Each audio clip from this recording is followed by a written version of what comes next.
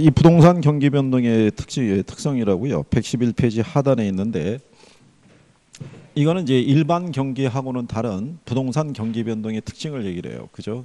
그리고 오전 반부들도 3월하고 4월까지 수업을 들으시고 난 다음에 5월 달이 되면 남아서 공부해야 돼요. 남아서. 이때 실력 배양이 안 되면 7월이라고요. 7월 달 들어가게 되면 2차를 들어가야 되는데 1차가 정리가 안 돼 있으면 2차를 포기하고 1차만 하겠다 또 이렇게 돌아갈 거 아니에요. 그죠? 5월하고 6월 사이에 1차가 궤도에 올라가야 돼요. 그러면 최소한 그 이전에 이론을 들어봤잖아요. 그죠? 그러니까 이때부터 열심히 해야 된다고 열심히. 올해는 하여간 전반적으로 학원들마다 보면은 공부를 안 하는 분위기예요. 공부를. 뭘 믿고 안 하는 건지는 모르겠어요. 뭘 믿고. 이거 지나면 금방이에요, 이거. 그죠? 7월이에요, 금방. 그러면 또 몇 달 있으면 시험장 가야 돼요. 그럼 답이 나와 있잖아요, 그죠? 특히 김총각. 너 아침마다 아버님이랑 같이 나오지. 그치? 그것 때문에 늦고 있는 거지. 야, 그냥 일찍 움직여갖고 그냥 대중교통 타고 일찍 오면 빨리 올 거 아니야? 그 차를 얻어 타갖고 오겠다고 지금 버티고 있는 거 아니야? 열심히 해야 돼, 열심히. 왜 합격을 할 거 아니겠어? 자, 거기 경기 변동의 특징을 보면요. 동그라미 1번에 부동산 경기는요. 지역 경기자 무슨 경기라고 할 수 있다. 개별 경기인 거예요. 그죠? 부동산은 움직이지 못하기 때문에 지역성이 있고 개별성으로 인해서 지역 경기자 개별 경기의 특성을 나타내고 있더라.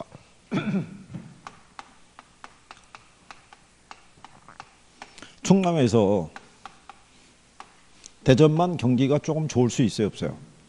있는데 이 안에 들어가게 되면 주거용이 있고 상업용이 있고 공업용이 있을 때 또 주거용도 안에 들어가면은 단독주택, 공동주택 또 나눌 수 있죠. 재건축 경기 이런 것도 있을 수 있잖아요. 그죠? 다른 건 괜찮은데 주거용 경기만 안 좋을 수도 있어요, 없어요? 그럴 수도 있는 거예요. 그래서 지역 경기자 개별 경기의 양상을 띠고 있다. 이렇게 보시면 되겠고 뒤로 가면은 일반 경기에 비해서요. 뭐가 길다라고 그래요? 주기가 길다라고 얘기를 해요. 그러니까 요거는 앞에 내용이 수식되어 있는 거예요. 일반 경기 변동보다 뭐가 길다? 주기가 길다. 상품의 수명이 더 길죠. 그러니까 상대적으로 파동이 조금 더 느리게 나타난다고 보시면 되겠고요. 그 다음에 동그라미 4번에 보면 부동산 경기는 부문시장별로 변동의 시차가 존재한다 이렇게 해놨죠. 상업용, 공업용 부동산 경기는 일반 경기하고 대체로 일치하는데 주거용 부동산 경기는 일반 경기하고 역순환적인 관계를 나타내요. 그거는 이제 그냥 이렇게 생각하시면 되죠. 일반 경기하고 비교했을 때요. 부동산 경기 있죠. 이게 전체적으로 보게 되면 이 경기는 후순환적인 양상을 띠어요. 그러니까 후순환적이라는 것은 뒤쳐져서 움직인다는 거예요. 그러니까 일반 경기의 사이클이 이렇게 움직이게 되면 부동산 경기는 뒤따라서 이렇게 움직여줘요. 그럼 이게 뒤쳐져서 움직이는 이유가 어디 있겠어요? 건축 경기니까. 경기가 좋아졌다 그래서 건축 물량을 우리가 바로 지어서 들어올 수가 없어요. 그러니까 시간이 필요하다는 얘기죠. 그러니까 전체적으로는 후순환인데 부동산 경기도 부문별 경기가 있어요. 부문으로 봤을 때 상업용, 공업용 부동산이 있죠. 이 부동산 경기는 일반 경기하고 동시순환을 해요. 거의 같은 수준에서 움직인다는 얘기예요. 그러니까 얘네들이 주로 기업용 부동산이라고 그래요. 그러니까 일반적으로 경기가 호황이면은 대부분의 기업이나 투자자들은 이런 수익성 부동산 등의 투자 운영이 먼저 이루어져요. 같이 움직이는데 상대적으로 주거용 부동산이 있죠. 얘는 역순환적인 양상을 떼요. 일반 경기하고 움직임이 반대라는 거예요. 그러니까 반대가 되는 이유 중에 하나가 뭐냐면 자금의 어떤 유용성하고도 관련이 깊어요. 일반적으로 일반 경기가 호황이면요. 이쪽으로 투자가 집중이 돼요. 그러면 돈을 쓰겠다는 사람이 많아지게 되면 뭐가 상승하겠어요? 금리가 상승을 해요. 그러면 은행 입장에서는 돈이 무궁무진히 있는 게 아니잖아요. 그러니까 가지고 있는 자금을 수익성이 높은 부분으로 대출을 해주는 거예요. 이자를 많이 받을 수 있으니까. 근데 주택 부문에 대한 투자는 상대적으로 높은 금리가 발생했을 때는 투자가 잘 이루어지질 않아요. 그러니까 이때는 상대적으로 위축이 된다고 봐야죠. 근데 일반 경기가 안 좋으면은 얘들에 대한 투자가 줄어들겠죠. 그럼 돈을 쓰겠다는 사람이 없잖아요. 그러면은 은행 입장에서는 가지고 있는 자금을 운용을 해야 되는데 대기업에서는 투자를 안 해요. 그렇다고 중소기업에 대출해 주자니 리스크가 커요. 그러니까 확실한 담보를 갖고 있는 가계대출에 집중이 되는 거죠. 그래서 간단히 말씀드리면 뭐 그런 내용이라고 보시면 되겠고, 그래서 이게 역순환이라는 거. 시험에서 나온 거는 이게 나온 거예요. 주거용이 기준이니까. 그래서 그런 정도로 정리하시면 되겠고요. 그리고 이제 거기 보면 동그라미 6번에 부동산 경기는 순환 국면이 명백하거나 일정하지 않다 이런 얘기죠. 매기간 나오는 사이클이 어떻게 돼요? 다 틀려요. 사이클이. 그러니까 순환 국면이 뚜렷하게 나오지는 않는다는 얘기예요. 무슨 말인지 아시겠나요? 항상 일정한 이 기울기를 가지고 움직이는 게 아니라는 얘기예요. 그때그때마다 움직임이 다 불규칙하고 불명확하다라고 보시면 되겠고요. 경기의 후퇴는 짧고 빠르게 진행이 되고요. 회복은 느리게 진행이 된다는 것은 건축 경기이기 때문에 회복이 더디고요. 후퇴는 빠르게 이루어지는 경우는 경기가 과열됐다 싶으면 누가 개입을 해요? 정부가 개입을 하는 거예요. 그러면 경기가 급속도로 어떻게 해야 돼요? 떨어질 수가 있죠. 수도권에는 어느 이제 부동산 시장 같은 경우도요. 거기 뭐 재건축 이런 조짐도 있고 그래가지고 많은 사람들이 또 가격이 올라갈 것이라고 보고 갭 투자 이런 것들이 많이 이루어졌던 모양이에요. 그런데 지금은 호가가 2억 이하로 떨어졌어도 안 팔린다는 거예요. 안 팔리는 이유가 뭐냐면 대출 규제가 워낙 까다로우니까. 거기다 투자하려고 그러면 융자를 받아야 뭐 투자를 하든가 할 텐데 융자를 받기가 힘든 거예요. 그래서 지금 시세가 많이 떨어져 있다는 얘기죠. 그래서 뭐 그런 내용으로 보시면 되겠고, 그 다음에 거기에 보면 경기 변동의 순환 국면별 특징이라고 있죠. 거기는 별표 하나 하는 거죠.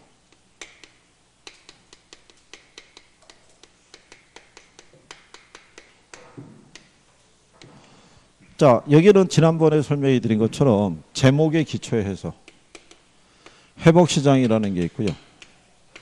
상향시장이 있고 후퇴시장이 있고 하향시장, 그 다음에 부동산 시장만 별도로 있는 게 안정시장이라고 있어요. 여기 있는 상향이라는 건요, 일반 경기의 호황에 해당이 되고요. 하향이라는 거는 일반 경기의 불황에 해당이 돼요. 이렇게. 그런데 얘네들은 기본적인 거는 요 제목에서 알려줘요. 제목에서. 예를 들어서 경기가 회복되기 시작하면요, 부동산 거래가 늘어나겠죠. 늘어나게 되면 가격도 조금씩 오르는 추세가 나타날 것이고 공가나 공실은 줄어들겠죠. 무슨 말인지 아시겠나요? 그거는 뭐로 파악할 수 있어요? 제목으로. 그럼 출제자들은 제목으로 확인할 수 있는 내용은 답으로 유도하지 않아요. 이건 그냥 접근이 되니까. 그러니까 이 과정에서는 기억하실 게 우리 교재에 보면은 하향이 먼저 남아 있는데 동그라미 2번에 가면 회복시장이라고 있죠. 예, 회복시장에 가게 되면은 리을이 있죠. 리을하고 미음이 있죠. 예, 그거 두 개 체킹하시면 돼요. 거기 보면 부동산 전문 활동이라고도 얘기를 하고요. 또는 유통 활동을 얘기하기도 해요. 중개업자들도 이 부동산 유통시장에 있는 거예요. 그러니까 중개업자, 인테리어 업자 아니면 이삿짐 센터 있죠. 다 이제 유통 과정에 속해 있다고 보시면 되겠고, 이 전문 활동에서는 초기는 누구를 중시하다가 매수자를 중시하다가 시간이 경과하게 되면요, 매도자를 중시하는 경향으로 바뀌죠. 그죠? 그러니까 궁극적으로 얘를 중시해요. 그럼 왜 이런 변화가 나타나냐면 아까 저희가 얘기를 해드렸지만 경기의 흐름의 변화를 우리가 측정할 때 가장 우리가 확인하기 힘든 것들이 뭐가 된다고 그랬어요? 경기가 회복되는 타임, 경기가 뭐 할 때? 후퇴할 때. 그렇죠? 매년 한 2월 달 정도가 되면요, 부동산 거래량이 늘어나는 지역이 있어요. 그러니까 그 전에 대학 수능이 불수능이었으면은 학부모들이 자녀들의 대학 진학을 위해서 학군이 좋은 쪽으로 주거 이동을 해요. 그러면 그 지역만 중심으로 부동산 거래가 반짝 늘어나요. 근데 그게 일시적인 현상인지 경기가 회복돼서 나타나는 현상인지는 단정할 수가 없는 거죠. 그러니까 일단 시간이 어떻게 돼요? 지나봐야 아는 거예요. 무슨 말인지 아시겠나요? 그래서 이런 움직임의 변화가 존재하는 거예요. 그래서 여기서 과거의 사례 가격이라는 게 있어요. 얘는 새로운 거래의 기준 또는 뭐가 되냐면 하한선이 되는 거예요. 그죠? 그래서 여러분들이 간평할 때 거래사례 비교법이라고 들어봤죠? 네. 제목이 뭐예요? 즉 얘하고 비교해서 가치를 도출하는 방법이에요. 그죠? 거래사례 비교법의 간단한 논리는 우리 집의 가치가 얼마냐는 것은 우리 옆집이 얼마에 팔렸느냐가 기준이에요.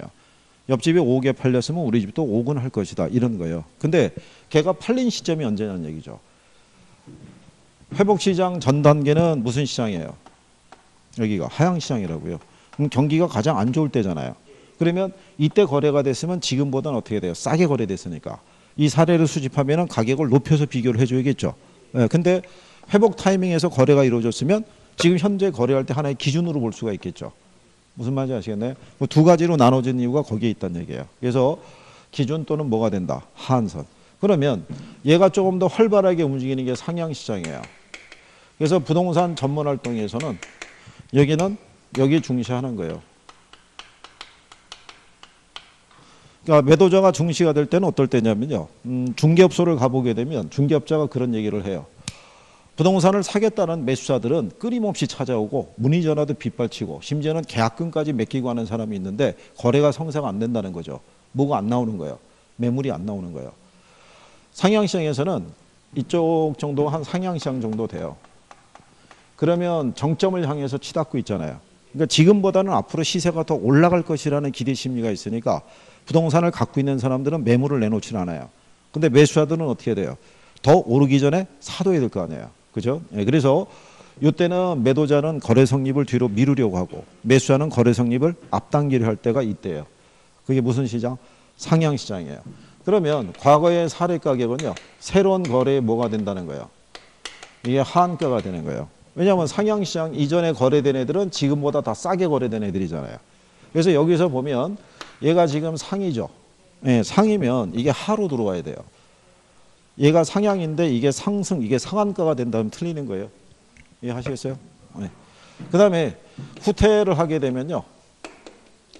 부동산 전문 활동에서는 초기는 누구를 중시하냐면 매도자를 중시를 해요. 그다음 시간이 경과하게 되면은 누구를 중시한 걸로 바뀌어요. 그래서 궁극적으로는 매수자를 중시를 해요. 그렇죠?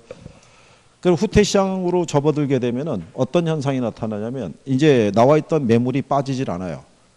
근데 매수세가 어떻게 돼요? 줄어들어요. 문의도 줄어들고 찾아오는 사람도 점점점 줄어들어요. 그죠? 근데 그게 경기가 후퇴기로 접어들었다고 바로 단정할 수는 없어요. 또 일시적인 현상일 수도 있다. 이렇게 보고 여기도 한동안 또 지켜봐야 되는 거죠. 그러니까 이런 변화가 있는 거고. 그래서 과거의 거래 사례 가격도요. 새로운 거래했을 때 기준 또는 뭐가 된다. 상한가가 된다라고 얘기하는 거죠. 이게 더 심각하게 될 때가 무슨 시장이에요? 하향시장이에요. 부동산 전문 활동에서는 누구 중시하겠어요? 이때가 되면 중개업소에 찾아오는 사람도 없고요. 문의 전화도 없고 그냥 매물만 쌓여 있어요. 그러면서 계속 매물 내놓은 사람하고 중개업자가 조율하는 거예요. 여기서 조금 더 낮춰볼까요? 뭐 이런 것도 있죠. 그래도 거래가 잘 안 이루어질 때. 그래서 과거의 거래 사례 가격은 새로운 거래했을 때 다 뭐가 되겠어요? 상한가가 되는 거예요. 그럼 여기가 하향시장이죠. 그럼 여기는 뭐로 들어와야 돼요? 상으로 들어와야 돼요. 반대편으로. 무슨 말인지 아시겠어요? 같이 집어넣고 틀리게 유도한 적도 있어요. 그러니까 구별하시면 되겠고. 여기 있는 안정시장이라는 건요. 이건 별도의 무슨 시장이에요? 지역시장인 거예요. 만약에 이 도시에 전반적으로 부동산 경기가 안 좋더라도요. 주공 아파트 같이 이게 소형 평형 아파트 있죠. 이 단지를 중심으로는 거래가 항상 어떻게 해야 돼요? 꾸준해요. 우리나라에서는 소형 평형 주택에 대해서는 실수요층이 제일 두터워요. 경기가 아무리 안 좋더라도 결혼한 사람이 있고 1인 가구로 나오는 사람이 있고 이러기 때문에 여기는 거래가 항상 어떻다는 거예요. 꾸준한 거예요. 그러니까 이 국면 어디에서도 안정시장은 존재해요. 그러니까 여기는 경기가 화한 국면에 놓여 있더라고 그래가지고 가격이 투기 가격 수준까지 올라가진 않아요. 그러니까 변화가 있어도 한 1, 2천 내에서 왔다 갔다 하는 거예요. 계속. 무슨 말인지 아시겠나요? 그래서 여기는 과거의 거래 사례 가격이 있죠. 여기는 새로운 거래에 신뢰할 수 있는 무슨 가격이다. 기준 가격이에요. 단지 시세가 큰 변화가 없으니까. 그러면 여기는 부동산 전문 활동에서는 매도자가 있고 매수자가 있죠. 여기는 둘 다 중시하는 거예요. 그러니까 매물도 꾸준히 나오고 매수자도 꾸준히 발생하기 때문에 양쪽을 다 중시해야 될 때라고 생각하시면 돼요. 그럼 결국은 뭐가 설명하는 거예요? 제목이 설명하는 거예요. 제목. 그래서 여러분들이 거기 113페이지 하단에 가면 예제 나와 있죠. 예, 예제 보시면은 2번 지문에 이렇게 돼 있죠. 하향 국면은 매수자가 중시가 되고 과거의 거래 사례 가격은 새로운 거래 가격에 상한이 되는 경향이 있다 이렇게 해놨죠.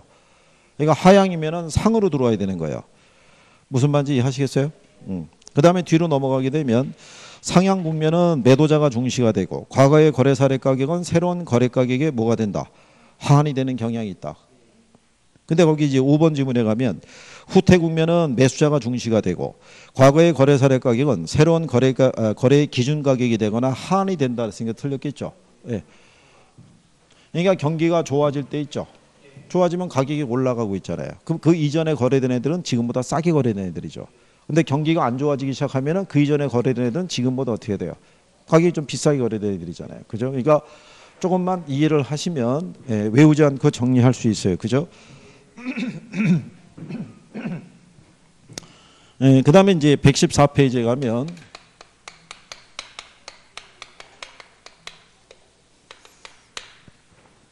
거미집 모형이라고 되어 있어요. 그죠? 자, 거미집 모형에 보면 그 수요 공급 모형이 시차를 도입하지 않는 비교 정학적인 이론임에 비해서 거미집 모형은 시차를 도입을 해서 시장 균형의 안정성을 동태적으로 검토하는 이론이다라고 이렇게 해놨어요. 그죠? 그러니까 요거는 수요와 공급 간에 뭐가 시차가 존재하는 상품의 설명에 유용한 이론이라고 보시면 돼요. 그래서 여러분들이 하시는 거기 보시면은 돼지 옥수수 가격 파동 이런 것도 있죠. 돼지나 옥수수나 공통점이 뭐예요? 얘들이 생산하려고 그러면 시간이 걸리잖아요. 만약에 우리나라는 그런 거 여파를 많이 받는데 어느 양반이 TV에 나와서 얘기하는 거예요. 돼지고기가 피부 미용에 그렇게 좋을 수가 없고 장복을 하게 되면 콜레스테롤도 낮춰주고 뭐 여자들의 피부가 아주 좋아지고 뭐 이런 거 한번 얘기하죠. 그럼 갑자기 돼지고기의 수요가 어떻게 돼요? 확 늘어나는 거예요.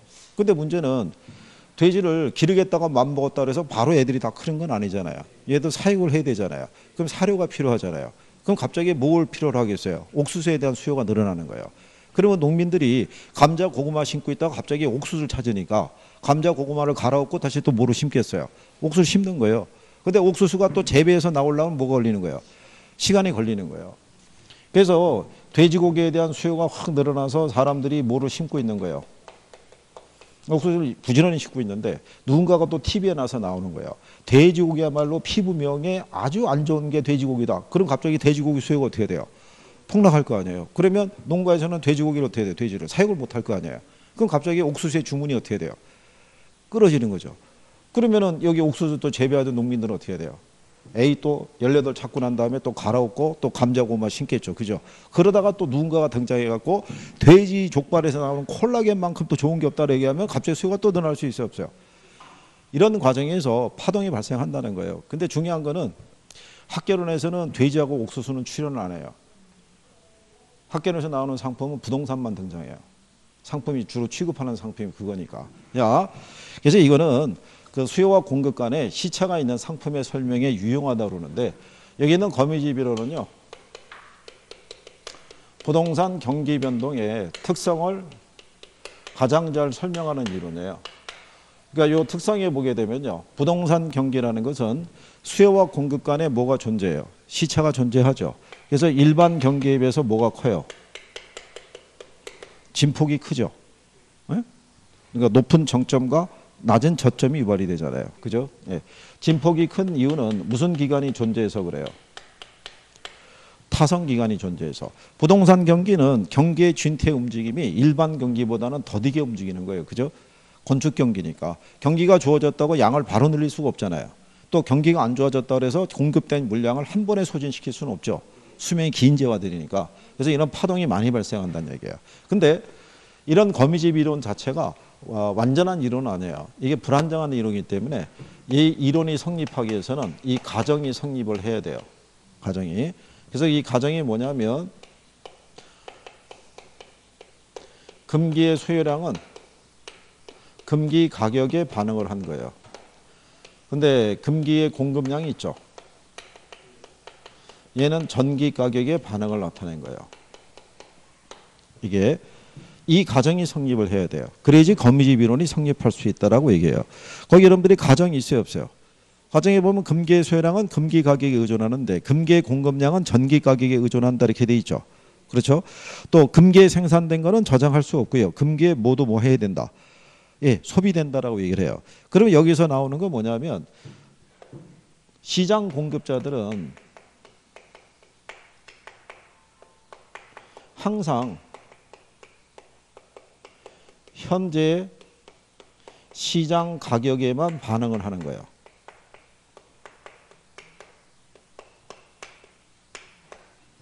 반응을. 그러니까 미래에 대한 합리적인 예측은 한다 못한다. 못한다는 가정이에요. 예를 들어서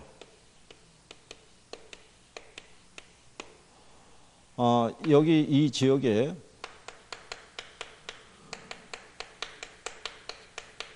아파트 예를 들어서 300채가 완공이 됐어요. 그럼 얘는 금년 1월 달에 착공을 해서 완공이 되는 아니겠죠. 그렇잖아요. 그러면 300채를 지었을 때는 최소한 한 2년 전에는 착공이 들어갔을 거라고요. 그러면 이때 300채를 착공했을 때는 이때 당시에 부동산 수요가 증가했어요. 수요가 증가했을 때 부동산 공급은 어떻게 변하겠어요? 이 시점에서 수요가 늘어났어요. 부동산 수요가. 공급은 어떻게 돼요? 수요가 늘어날 때 공급은? 공급은 불변이라고요. 불변. 지금 얘기하잖아요. 부동산 공급은 지어서 들어오기까지가 뭐가 많이 걸리는 거예요. 시간이 걸리는 거예요. 그러면 수요는 늘어났는데 공급은 불변이잖아요. 그럼 뭐가 상승하겠어요? 가격이 상승할 거 아니에요. 그러면 공급자들은 요 가격을 보고 착공이 들어가는 거예요. 그래서 이 물량이 이때 완공이 될 때까지도 이 시세가 어떻게 돼요? 그대로 유지될 것이라는 가정을 한다고요. 그래서 300채가 착공이 들어간 거예요. 근데 시장 경기는 변화될 수 있어요, 없어요? 변화될 수 있죠.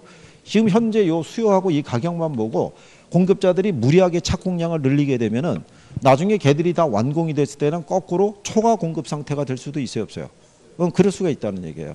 그러면은 다시 또 이 상태가 완공이 됐을 때는 무슨 상태로 바뀌게 되면 초과 공급 상태가 바뀌게 되면 경기가 침체하겠죠. 그럼 미분양 재고가 있는데 그때 공급자들은 새로운 착공을 안 할 거 아니에요. 그러다가 갑자기 어느 시점에서 경기가 좋아지고 수요가 늘어날 때 또 다시 공급이 들어온 게 없잖아요. 그럼 다시 또 초과 수요 상태가 되겠죠. 그러면 또 착공이 또 들어가는 거예요. 그러면 미래에 대한 합리적인 예측을 하지 못하고 많은 물량을 또 착공이 들어갈 거 아니에요. 그럼 또 걔들이 완공이 되면 무슨 상태로? 초과 공급 상태로. 그게 되풀이 되는 거예요. 그래서 이거를 그림상에서 이렇게 보시면요. 일반적인 기울기 갖고 얘기하는 거예요. 이게 수요 곡선이고요. 이게 공급 곡선이라고 그랬을 때 지금 이렇게 찍어보게 되면 얘는 기울기가 완만하고 얘가 상대적으로 가파르니까 수요는 탄력적이고 공급은 비탄력적이다 이런 가정인 거예요. 이 가정 하에서 수요가 이렇게 증가해요. 수요가 증가하는데 단계는 공급의 변화가 없잖아요. 그러니까 뭐만 상승하겠어요? 가격만. 그러면 공급자들은 이 가격을 보고 착공이 들어가는 거예요. 그러니까 착공이 들어갈 때는 무슨 상태인 거예요? 네, 초과 수요 상태인 거예요. 그러면 얘들이 계속 이렇게 쭉 질 거 아니에요. 짓다가 보면 먼저 착공 들어간 물량이 시장에 분양이 될 수가 있겠죠. 그러면 여기서 새로운 균형으로 수렴에 들어가야 되는데 뒤이어서 계속 착공 들어간 물량이 있잖아요. 걔들이 중간에 상품을 거둘 수가 없어요. 부동산은 완결되기 때문에 완성이 되지 않으면 상품으로서의 가치가 없어요. 그러니까 무조건 완성을 시켜야 되는 거예요. 그럼 이 물량이 다 쏟아지게 되면 이때는 무슨 상태로 바뀐다는 거예요? 예, 초과 공급이 되는 거예요. 그러면 경기가 어떻게 돼요? 침체하겠죠. 그럼 이 상태에서 한동안 대기하는 거예요. 미분양 재고 초과 공급된 물량이 소진될 때까지. 그러면 새로운 착공은 없을 거 아니에요.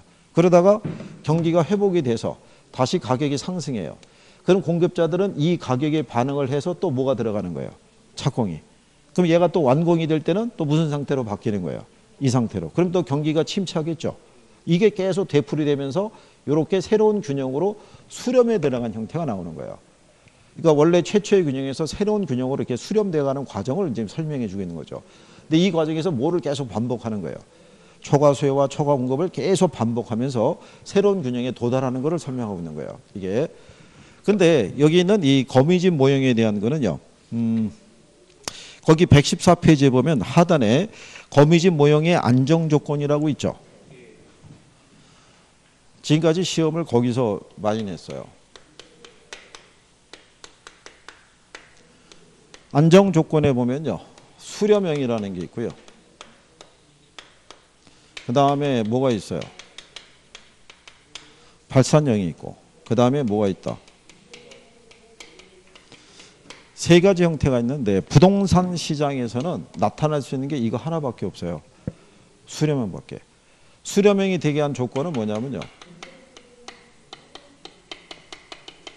수요의 가격 탄력성과 뭐가 있을 때? 공급의 가격 탄력성이 있으면 수요가 더 탄력적일 때. 부동산 시장에서는요. 수요나 공급이나 단계는 다 비탄력이에요. 근데 수요에 비해서는 공급이 더 비탄력적이라고 보시면 돼요. 그죠? 그래서 수요에 비해서 공급의 가격 탄력성이 적을 때 있죠. 그러니까 수요는 탄력적이고 공급이 어떨 때? 비탄력적일 때만 새로운 균형으로 뭐 할 수 있다는 거예요. 이렇게 수렴해 갈 수 있다고요. 우리 조금 아까의 가정이 뭐라고 그랬어요? 수요는 탄력적이고 공급은 비탄력적이라 기울기를 설명했었죠. 시험에 기울기는 뭐 나올 수가 없죠. 이게 수요 곡선이고요. 이게 공급 곡선이라고 그러면 이런 식으로 움직인다고요. 이렇게. 그러면 이런 식으로 안으로 이렇게 수렴에 들어가는 기울기가 나오겠죠. 그렇잖아요. 근데 반대로 수요 곡선의 기울기는 가파르고 공급 곡선의 기울기가 이렇게 돼 있으면 그러면 얘는 이렇게 나갈 거 아니에요. 이런 식으로 이렇게 발산하게 된다고요. 그러니까 새로운 균형으로 수렴이 돼야 안 돼요. 안 된다고요. 그러니까는 새로운 균형으로 수렴하려고 그러면 수요는 탄력적이고 공급은 어떨 때? 비탄력적일 때 가능하다는 얘기예요. 그러면 순환형이 된다 그러면 어떻게 되겠어요? 그냥 이 상태가 되는 거예요. 이 상태가 돼서 계속 이렇게 도는 거예요. 이렇게. 그러니까 새로운 균형점에 수렴할 수가 없죠.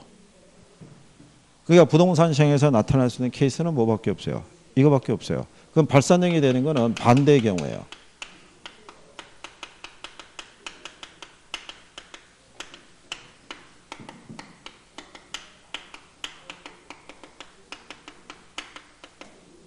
공급의 가격 탄력성이 수요의 가격 탄력성보다 클 때. 이때가 이제 발산형이 되고요.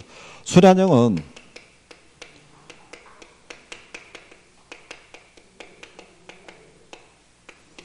수요의 가격 탄력성과 뭐가?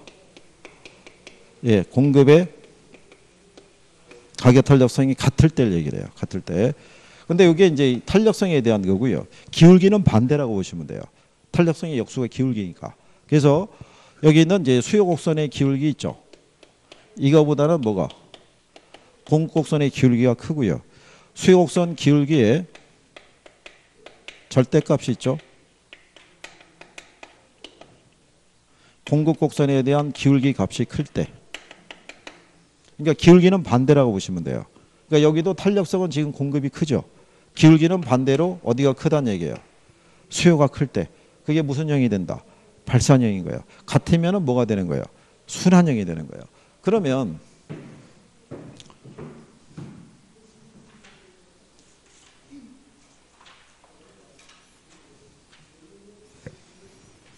121페이지 가보세요. 121페이지 가시면 거기 거미집 이론이라고 해놨죠. 자, 수렴한 모형이 되기 위한 A와 B의 조건을 물어봤어요. 그죠? 네, 수렴형이 되기 위해서. 그럼 수렴형이 되기 위해서는 수요의 가격 탄력성이 공급의 가격 탄력성보다 어떻게 돼요? 커야 되죠. 네. 그러면 기울기의 값이 있죠. 기울기의 값은 뭐가 커야 돼요? 공급 곡선이 커야 된다고요. 반대해서. 그래서 등호에 대한 거를 이렇게 해서 답을 유도한 거고요. 이렇게. 그 다음에 그 밑에 가면 7번 있죠. 네, 7번에 보시면 자, 거미집 이론에 따를 때 수요가 증가하면 A 부동산과 B 부동산의 모형 형태를 물어봤죠. 거기 보면 수요 곡선의 기울기 있죠. 공급 곡선의 기울기가 있죠. A 부동산. 무슨 형이 되겠어요? 어? 무슨 형?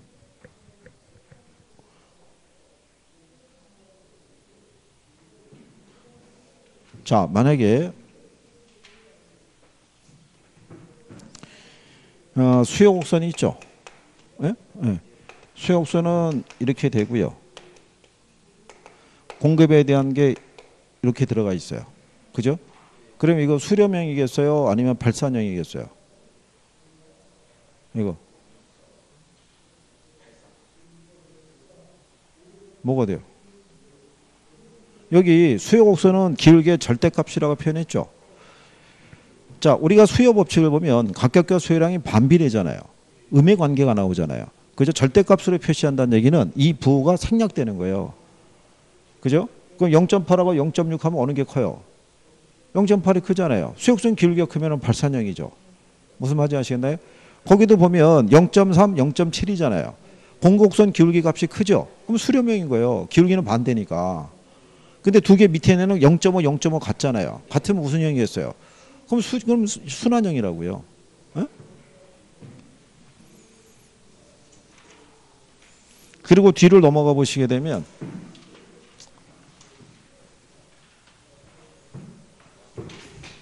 거기 8번 문제 있죠. 네. 자, A 부동산 시장을 보게 되면요. A는 EP는 500-QD로 줬고요. 그 다음에 공급 함수는 3P는 300 플러스 4QS 이렇게 줬어요. 그죠? 그런데 여기 보면은 얘가 수량으로 주어져 있죠. 네, 이거는 기울기의 값을 물어보는 거예요. 이게 들어오면 얘가 만약에 이렇게 들어오죠. 그러면 이건 탄력성의 크기를 물어보는 거예요. 무슨 말인지 아시겠나요? 작년에 이렇게 나온 거예요. 작년에. 근데 이거를 학개론 교과서들을 보게 되면 이걸 선생들이 다 이항을 시켜서 계산하더라고요. 이렇게 나왔으니까. 그럼 이항을 시키게 되면 기울기의 값을 물어보는 거예요. 이 상태는 탄력성을 물어보는 거라고요. 그러면 가령 예를 들어서 이렇게 생각해 보세요. 이렇게 돼 있을 때 만약에 EQS가 이렇게 돼 있어요. 그죠? 그러면 얘도 가령 예를 들어서 EQD라고 가정하자고요. 그러면 QD가 되면 어떻게 되겠어요? 250 마이너스 그냥 P가 되겠죠. 그럼 얘는 QS가 되면 어떻게 되겠어요? 50 플러스 2분의 1 P가 되겠죠. 그러면 P가 있고 2분의 1이 있으면 어느 게 커요? 얘가 크잖아요. 얘는 1이고 얘는 0.5란 얘기니까. 그러면 수요의 가격 탄력성이 공급의 가격 탄력성보다 크잖아요. 그 무슨 형이겠어요? 그럼 수렴형이라고요. 무슨 형? 수렴형. 이거를 이항을 시켜서 해설을 해주게 되면 내용이 문장이 복잡해 보이는 거예요. 그러니까 여기도 마찬가지의 논리인 거예요. 자, 여기도 보시면 이렇게 돼 있을 때, 그죠? 그러면 이 P니까 P는 어떻게 되겠어요? 250 마이너스 2분의 1 QD가 되겠죠. 그럼 얘는 3P니까 P는 100 플러스 3분의 4 QS가 될 거 아니에요. 그러면 3분의 4가 있고 2분의 1이 있으면 어느 게 커요? 3분의 4가 크잖아요. 그럼 얘가 기울기 값이 크잖아요. 그럼 무슨 형이겠어요? 그럼 수렴형이죠. 탄력성과 기울기 반대니까. 그렇잖아요. 그러니까 A 부동산 시장은 무슨 형이라는 거예요? 수렴형. 근데 거기 보면 B 나와 있죠. B는 이거는 눈썰미만 있어도 그냥 할 수 있는 거예요. 이건 계산하라는 게 아니니까.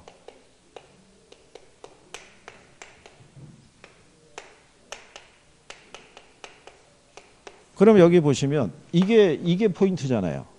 그럼 얘가는 EQ죠. EP잖아요. 근데 4QS잖아요. 그럼 얘가 P가 되면은 얘가 어떻게 되겠어요? 그럼 같잖아요. 같으면 뭐예요? 그럼 같으면 순환형이죠, 순환형. 이거는 계산을 하라고 유도하는 게 아니라고요, 출제자가. 그죠? 이게 뭐를 의미하는지만 알면 내가 풀 수 있는 거예요, 이거를. 자, 그래서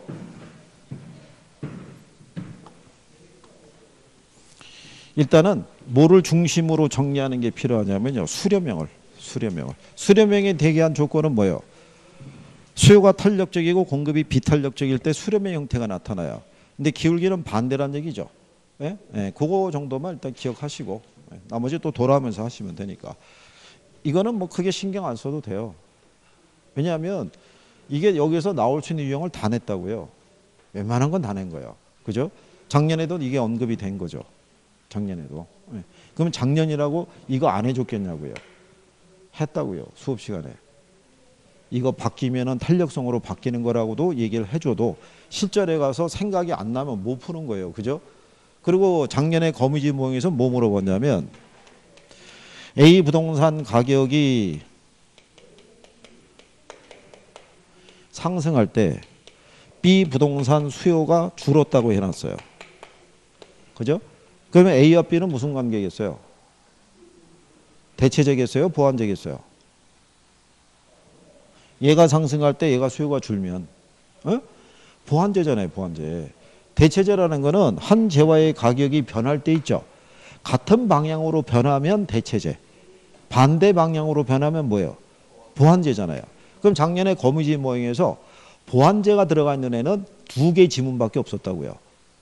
그러니까 그거만 알아도 둘 중에 하나를 놓고 찍을 수 있었던 거예요. 그걸 계산이 안 되더라도. 그죠? 그러니까 이게 지금 만약에 또 정리가 안 되면 대체제 보완제 관계가 정리가 안 된 거라고요. 에? 거기는 정리가 반드시 돼야 되는 거예요. 시험에서 여러 가지 형태로 물어보기 때문에. 에? 그러니까 여러분 컨디션 좋을 때는 맞추고 컨디션 안 좋으면 틀리고 그러면 안 될 거 아니에요. 컨디션이 좋든 안 좋든 간에 내 점수는 내가 가지고 가야 되잖아요. 그죠? 참.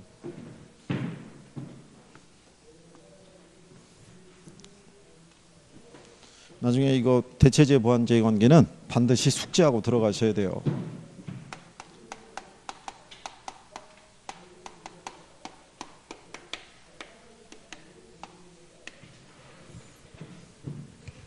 여러분들이 저걸 우리가 언제 했냐면 지난주에 했다고요.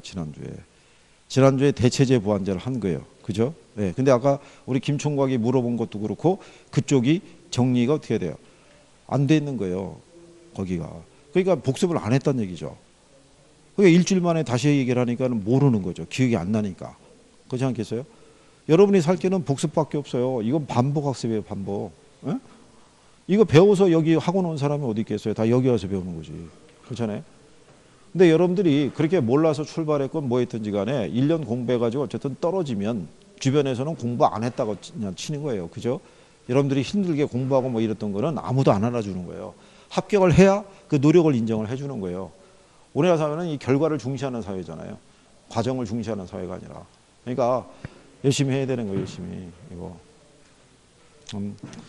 자, 거기도요. 이 시장론이라고 123페이지에 있는데 이 시장에서는요. 시험 목차는 두 가지예요. 부동산 시장이라는 게 있고 입지 및 공간 구조론이라는 게 있어요. 이렇게 두 가지가 있는데 이 시장에서는요. 부동산 시장의 특성 및 기능, 그 다음에 이제 주택 시장 분석에 대한 거, 그 다음에 이제 효율적 시장 이론, 뭐 이렇게 우리가 나눌 수 있어요. 이게 근데 요즘은 이 시장을 물어볼 때 금융시장에 대한 것도 같이 포함시켜요. 그리고 이 논리도 여기에 그냥 반영을 해요. 그러니까 얘는 따로 나올 수도 있고 그냥 여기에 포함시켜서 나올 수도 있어요. 요즘 패턴이 그래요. 그러니까 그런 것들을 잘 기억을 하셔야 돼요. 왜? 부동산 시장에는 주택시장 있잖아요. 물리적인 측면에서 주택시장도 있지만 금융시장이라는 것도 존재해요. 그렇죠? 네, 그래서 이 금융이라는 게 필요한 게 왜 그러냐면 우리가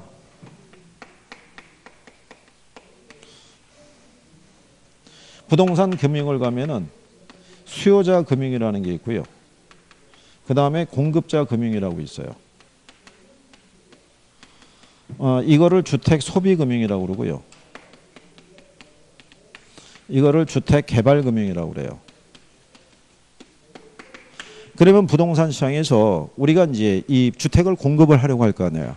근데 주택을 공급할 때 분할해서 공급할 수 있어요, 없어요? 분할 공급이 안 돼요. 올해는 내가 안방만 지어서 공급을 하고 내년엔 거실을 짓고 이렇게는 안 되는 거예요. 그러니까 한 번에 완성을 시켜야 돼요. 근데 완성을 시키기까지 뭐가 많이 걸려요? 시간이 많이 걸리는 거예요. 그러니까 비용 지출만 있는 거예요. 수익은 발생하지 않고. 그죠? 그렇기 때문에 뭐가 필요한 거예요? 자금 조달이 필요해요. 그럼 부동산도 마찬가지로 분할 구매할 수가 없어요. 이번에 내가 안방을 분양을 받고 내년에 내가 자간방을 분양을 받고 이건 안 되잖아요. 그러니까 일시에 목돈이 들어가야 돼요. 그렇잖아요. 근데 자기가 벌어들인 소득만 갖고는 그 목돈을 지불할 여력이 안 되는 거예요. 그러니까 뭐가 필요한 거예요? 그렇죠. 돈이 필요한 거예요. 자금을 융통을 해야 된다고요. 그러니까 부동산 시장에서 이 주택 거래하려고 그러면 뭐가 필수적인 거예요? 금융이 필수적인 거예요. 그러니까 당연히 부동산 시장을 물어볼 때 금융에 대한 논리도 같이 물어보는 거예요. 무슨 말인지 아시겠어요? 그래서 문제가 출제가 될 때 다음은 부동산 시장 및 금융시장이 관련된 내용이 이렇게 묶어서 나왔던 선례도 있어요. 그러니까 그런 거 기초해서 정리하시면 돼요. 자, 그러면 제일 먼저 나오는 게 시장의 개념 뭐 이렇게 돼 있어요.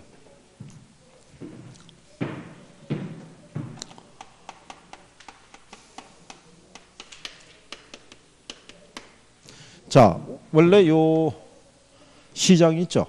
네, 이 시장이라는 건요. 경제학의 논리에서는 거래가 성립할 수 있는 것은 다 시장이라고 봐요. 우리 저기 교재에는 주연 배우 등장하고 이렇게 돼 있는데 그런 관계없이 거래가 성립할 수 있는 것은 다 뭐가 된다? 시장이 돼요. 근데 옛날에 유통경제가 발달하기 전에 우리가 거래를 하기 위해서 있죠. 뭐가 필요하냐면 장소가 필요했던 거예요. 꼭 어떤 한 특정한 장소에서 사려는 사람과 팔려는 사람이 만나야지만 거래가 성립할 수 있었다고요. 그래서 옛날에는 뭐가 생겼던 거예요? 상설장 있죠. 지금도 있지만 거기서 이제 거래 당사자들이 만나서 거래가 성립되는 거예요. 근데 지금은 유통경제가 발달했기 때문에 공간을 필요로 하진 않아요. 그렇죠? 요즘 직구라는 표현 많이 쓰죠. 해외에서 우리가 물건 직접 구입할 수도 있어요, 없어요? 내가 그 시장으로 가는 게 아니잖아요. 인터넷 통해서 거래하는 거잖아요. 그죠? 그러니까 옛날에 유통경제가 발달하기 전에는 구체적인 장소를 필요로 하는 무슨 시장이 있다가 구체적 시장이 있다가 지금은 특정한 장소를 필요로 하지 않는 무슨 시장도 추상적 시장도 존재하는 거예요. 근데 이 부동산 시장은 시장을 어떤 관점에서 접근하냐에 따라서 구체적 시장도 될 수 있고 무슨 시장도 될 수 있어요? 추상적 시장도 될 수 있어요. 부동산 시장은 지극히 구체적인 시장이에요.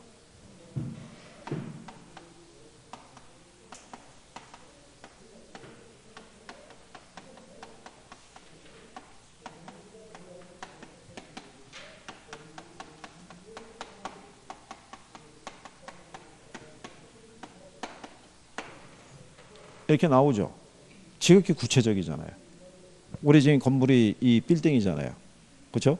그렇기 때문에 이거는 어느 특정한 아파트 단지 몇 동 몇 호까지 나와야 안 나와요? 나오죠. 그러니까 지극히 구체적인 시장이라고요. 무슨 말인지 아시겠어요? 근데 내가 부동산에 투자 운용할 때는 자산으로 볼 때는 여기에만 국한하진 않죠. 전국 어디든 투자할 수 있고 해외도 투자할 수 있어요, 없어요? 그럼 그럴 수도 있는 거예요. 그러니까 양면성을 가지고 있다라고 생각하시면 돼요. 이게 그 다음에 이제 뒤로 넘어가시면요. 거기 124페이지 상단에 가게 되면 박스에 부동산 시장의 구체성과 추상성이라고 나와 있죠. 그래서 부동산 시장은 정의하는 견해에 따라 구체성과 추상성을 동시에 고려할 수 있다 이렇게 해놓은 거예요. 그런 정도로만 인식하셔도 돼요. 그 다음에 시장의 유형을 보게 되면 완전 경쟁 시장이라고 있죠. 들어보셨죠? 완전 경쟁 시장은 경제학자들이 만들어낸 시장이에요. 현실 시장에서는 존재한다 안 한다. 존재하지 않는 시장이에요. 그죠? 근데 완전 경쟁 시장이 성립하기 위해서는 그 밑에 가게 되면은 성립 조건이라고 돼 있죠. 네. 그 조건 중에 하나라도 충족이 안 되면 불완전 경쟁 시장이 돼요. 근데 제일 처음에 뭐냐면 다수의 수요자하고 공급자가 있다라고 해놨죠. 그러면 시장 참여자의 수가 무수히 많다는 얘기예요. 그럼 여러분들이 한번 이렇게 생각해 보세요. 쌀 있죠. 전국에 보면은 이거를 생산하는 농민도 되게 많죠. 숫자가. 그러면 이거를 소비하는 사람의 숫자도 어떻게 돼요? 무수히 많잖아요. 그러면 이 사람들의 숫자가 너무 많기 때문에 개별 수요자나 개별 공급자는 쌀 가격에 영향을 줄 수가 없어요. 그러니까 여러분들하고 저하고 혹시 아니면 둔산동 주민들이 내일부터는 쌀을 소비하지 않기로 굳은 약속을 했어요. 그렇다고 쌀 가격에 변화가 있다 없다? 변화가 없는 거예요. 그런데 부동산 시장에서는요, 지역 시장별로 소수의 구매자하고 판매자만 존재해요. 그리고 왜 지역 시장별로 팔려는 사람과 사려는 사람이 소수에 지나지 않겠어요? 가격이 비싸서 그래요. 그래서 일반적으로 그 시장에서 취급하는 상품의 가격이 싸면 시장에 참여하는 사람의 숫자가 많겠죠. 그럼 거의 완전 경쟁 시장에 가깝다고 보는 거예요. 근데 상품의 가격이 비싸면 시장에서 거래하는 숫자가 제한적이겠죠. 네, 그러면 소수에 의해서도 가격은 영향을 받을 수 있어요, 없어요? 있죠. 그래서 아까 여러분들이 경기에서 배웠죠. 경기가 회복되거나 경기가 상향 시장 있죠. 경기가 좋을 때는 매도자, 매수자 중에서 누가 시장을 주도해요? 네? 매도자 팔려는 사람이. 아니 가격이 올라가면 여러분들 더 오른 다음에 팔아야 될 거 아니에요. 그러니까 이때는 매도자가 시장을 주도한다고요. 근데 경기가 안 좋으면 매수자가 시장을 주도하잖아요. 그러니까는 걔네들이 시장 가격을 이렇게 조정을 할 수 있다고요. 무슨 말인지 아시겠나요? 그러니까 부동산 시장은 이렇게 지역시장별로 소수의 구매자고 판매자만 존재하는 시장이에요. 그걸 여러분 시험에 한번 틀리게 준 적이 있어요. 부동산 시장은 다수의 수요자고 공급자가 존재하는 시장이다 그러면 틀리는 거라고요. 이해하시겠어요? 그러니까 이 조건이 하나 충족이 안 되니까 구조적으로 부동산 시장은 무슨 시장이라는 거예요? 불안전 시장이라고 얘기하는 거예요. 불안전 경쟁 시장. 무슨 말인지 이해하시겠어요? 네, 그래요. 뭐 그런 내용이니까. 그 다음에 이제 그 125쪽의 중간에 가면 불안전 경쟁 시장의 조건 나와 있죠. 또 그냥 참고하시면 되는데 독점 시장이라는 거는 생산자가 하나라는 거예요. 우리나라의 대표적인 독점 시장이 뭐 있겠어요? 전기요, 전기. 한전이 공급하잖아요. 그죠? 예전에는 담배도 독점이었는데 이 담배가 수입이 자유화가 되면서 지금 뭐 많잖아요. 외국계 회사 브랜드도 들어와서 판매하고 있으니까. 과점 시장이라는 건 뭐냐면 시장의 생산자가 소수인 경우에요. 우리나라가 과점 시장이 되게 많아요. 여러분들 알고 있는 이동통신 시장 있죠. 거기도 과점이죠. 자동차도 과점이죠. 가전도 과점이죠. 아이들 학생복 시장도 과점이에요. 그리고 국수나 뭐 이런 제분 이런 거 파는 데 있죠. 거기도 과점이에요. 아이스크림 업체도 과점이에요. 이게 과점이 나올 때 그 소수의 기업이 가격을 담합할 때 나타나는 걸 독과점이라고 그래요. 그래서 우리나라에서는 공정거래위원회에서 그거를 조사하는 거예요. 그래서 이 기업들 간에 이 가격을 담합을 해서 가격을 일정한 수준으로 올리거나 하다가 걸리게 되면 과징금 두드리고 맞고 그러는 거예요. 그게. 그래서 그리고 이제 독점적 경쟁 시장은요. 시장 참여자의 수가 다수인데 제공되는 뭐가 틀리냐면 서비스의 질이 틀려요. 그러니까 대표적인 게 헤어샵 시장 있죠. 전국에 보면 헤어샵 무진장이 많잖아요. 근데 가격은 천차만별이죠. 제공되는 뭐가 틀린 거예요. 커트 기술, 서비스 이게 다 틀린 거예요. 그런 시장을 무슨 시장이라 한다? 독점적 경쟁 시장이라고 얘기를 해요. 그래서 참고하시면 예전에 학창시절에 다 배운 거예요. 그죠? 네? 아니 그걸 알기 쉽게 해서 여기 있는 두 사람은 교문 나선 지가 가장 최근일 거 아니야. 고등학교 나올 때가. 그럼 가장 어떻게 보면 상식으로 배웠을 거 아니야. 그렇지 않겠어? 여기 계신 분들은 교문을 나선 지가 꽤 오래됐잖아.